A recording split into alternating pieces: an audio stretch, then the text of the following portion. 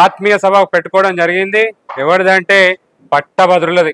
పట్టభద్రులంతా కూడా కామారెడ్డి నుంచి ఇక్కడ మేము అందరం కూడా ఈసారి పార్టీలకు అతీతంగా ఇండిపెండెంట్ క్యాండిడేట్ ని గెలిపిద్దామంటున్నారు. దాంట్లో డాక్టర్ బండారి రాజ్ కుమార్ గా నేను ఇవాళ ఇక్కడ రావడం జరిగింది. చాలా మంచి స్పందన వచ్చింది. వారు కూడా చెప్తున్నారు చాలా ప్రాబ్లమ్స్ ఉన్నాయి. ఏ ప్రభుత్వం కూడా ఏ ప్రాబ్లం గురించి కూడా మాట్లాడతలేరు. ఎవరైతే ఈసారి కంటెస్ట్ చేస్తున్నారో వాళ్ళు కూడా అందరూ కూడా కార్పొరేట్ సంబంధించిన వాళ్ళు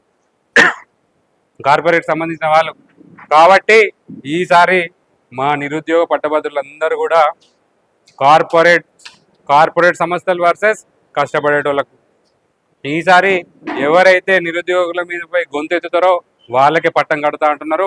అందులో డాక్టర్ బండారి రాజ్ కుమార్ని అందరూ కూడా ఈరోజు గొప్పగా ఆశీర్వదించడం జరిగింది. అందరూ కూడా ఒకటే చెప్తున్నారు, ఈసారి 37వ నంబర్ మీద గుద్దుడు గెలిపించుడే అంటున్నారు.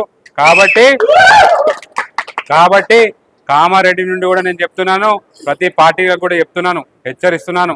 పార్టీలలో కూడా చాలా మంది జెండాలు మోసిన పట్టభద్రులు ఉన్నారు. వాళ్ళు ఎవ్వరికి కూడా టికెట్ ఇవ్వలేదు.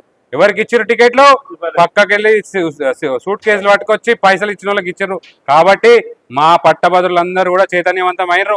ఈసారి పార్టీలకు అతీతంగా ఎవరైతే కొట్లాడతారో వాళ్ళకి ఓటేస్తా అంటున్నారు. అందులో ముందుగా నేనున్నాను. ఒక వైద్యునిగా, మీలో ఒకనిగా, మీ అన్నగా, మీ తమ్ముడుగా ప్రతి ఒక్క పట్టభద్రుని సమస్య సొల్యూషన్ చేసే విధంగా నేను పోరాడతానని ప్రతి ఒక్క పట్టభద్రుని కూడా నేను వేడుకుంటున్నాను. ఈసారి నాకు ఒక అవకాశం ఇవ్వండి, ఖచ్చితంగా పట్టభద్రుల సమస్యలపై మండలిలో మాత్రం గొంతెత్తుతానని చెప్తున్నాను. అందుకే చెప్తున్నాను, ఈ కామారెడ్డి నుండి కూడా చాలా మంది రావడం జరిగింది. వందలాది సంఖ్యల తనకు తాను వాళ్ళే వచ్చి ఈసారి అందరూ కూడా నన్ను ఆశీర్వదిస్తున్నారు. ఈసారి పట్టభద్రుల ఎమ్మెల్సీ ఎలక్షన్స్ లో ఇండిపెండెంట్ క్యాండిడేట్ అయిన బండారి రాజ్ కుమార్ గారు గొప్ప మెజారిటీతో గెలవబోతున్నారు.